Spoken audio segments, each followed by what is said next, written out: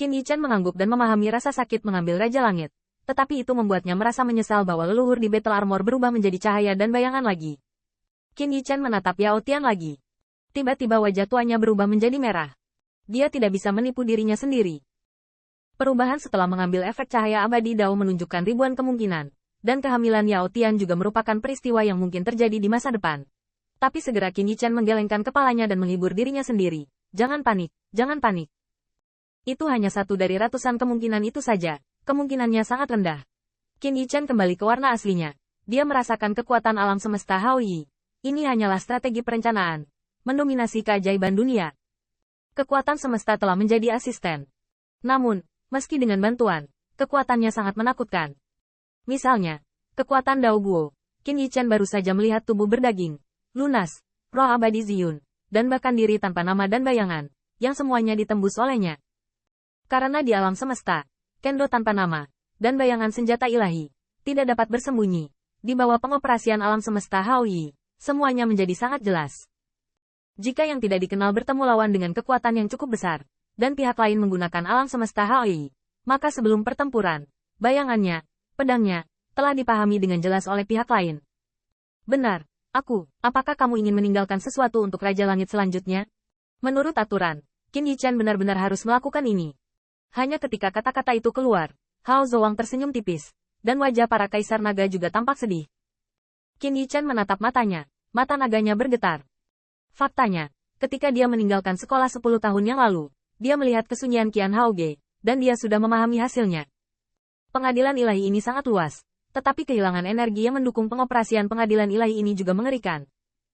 Sebelum runtuhnya naga sejati, pengadilan ilahi mungkin didukung oleh harta yang sangat besar. Tetapi, di bawah baptisan tahun, bahkan matahari yang kuat akan padam dan hancur. Di pavilion Qian Hao, Qin Yichen dan yang lainnya, tungku ilahi, tetapi Dao Sun. Energi yang dikonsumsi oleh setiap bunga sangat mahal. Di istana bela diri naga, ratusan leluhur bertemu dengan mereka, dan kekuatan ilahi yang dikonsumsi tidak keluar begitu saja, terutama naga es bawaan seperti Hao Suangying.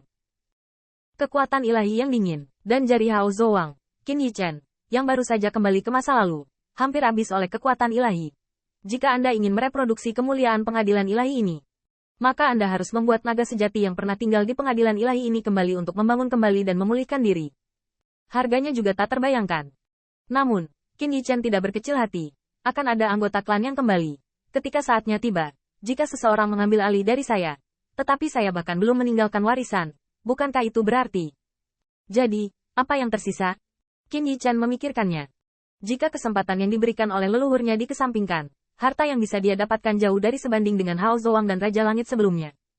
Setelah beberapa saat, Qin Yichen melambaikan lengan bajunya, memadatkan kertas gambar dari udara tipis.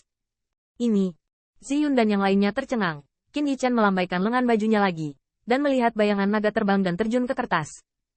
Secara bertahap, bayangan naga memamerkan taring dan mengacungkan cakar, membeku di atas kertas, dan berubah menjadi kata emas dan kuat, mudah.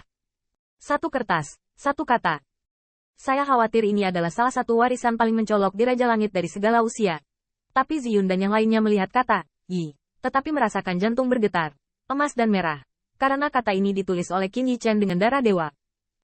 Ziyun dan yang lainnya hanya merasa bahwa karakter Yi banyak berubah, sepertinya mengandung ribuan kemungkinan, dan pada akhirnya, berubah menjadi naga yang perkasa. Meskipun ada ribuan jalan, Haoran True Dragon akhirnya muncul. Oke. Hao Zouang memuji. Ini untuk memberitahu generasi mendatang yang datang ke sini di masa depan.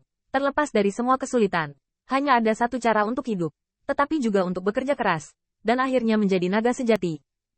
Akhirnya, Hao Zouguang memandang Qin Yichen. Kamu harus pergi ke tanah suci terakhir. Tempat terakhir.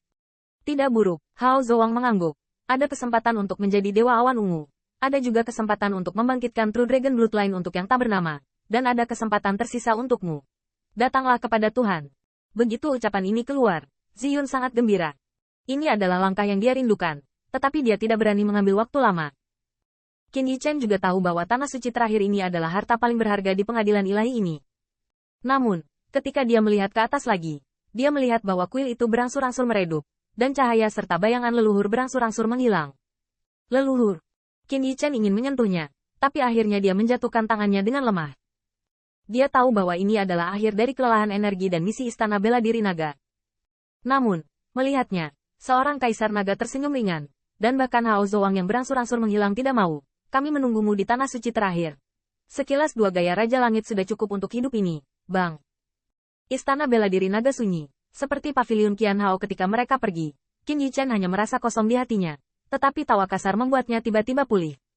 Ayo pergi. Ini adalah waktu untuk menuai, jangan menyeringai. Biarkan leluhur melihat apa yang terjadi. Qin Yichen melihat ke bawah, wajahnya tertegun. Gesi, kamu. Ratusan leluhur telah pergi, tetapi cahaya dan bayangan Palu Gekian masih ada. Palu Gekian tertawa. Misi saya belum selesai, tentu saja tidak akan hilang. Qin Yichen terkejut, mengikuti Palu Gekian keluar dari Istana Bela Diri Naga. Yang mengejutkannya adalah bahwa sebelum Istana Bela Diri Naga, itu adalah kuil setinggi 100 lantai, satu lebih tinggi dari yang lain. Tetapi pada saat itu berubah menjadi lapisan candi. Tetapi ketika dia keluar dari kuil dan melihat ke belakang, ada ratusan dewa di dalam kuil. Bos, apa yang baru saja kamu telan? Itu terlihat enak. Ziyun memeluk bahu Qin Yichen dan tersenyum. Qin Yichen terkejut, menoleh dan melihatnya. Jarang melihat yang tak bernama dan membangkitkan kegembiraan. Terulur. Akhirnya, saatnya memanen. Qin Yichen menundukkan kepalanya. Dan ketika dia melihat ke atas lagi, wajahnya juga menunjukkan kegembiraan.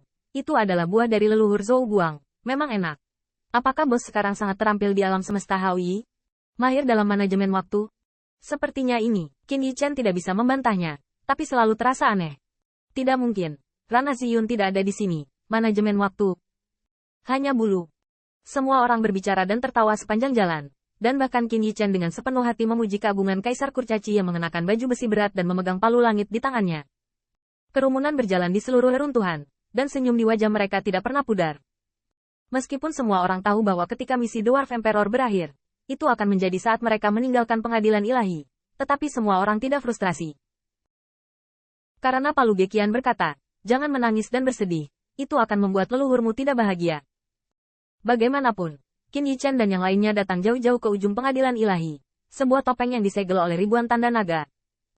Topeng itu seperti luas dan tak terbatas, tetapi keempat Qin Yichen dapat merasakan ikatan yang ramah melalui topeng, dan bahkan Qin Yichen dapat mendengar darah naga di dalamnya menyatu menjadi sungai dan mengalir.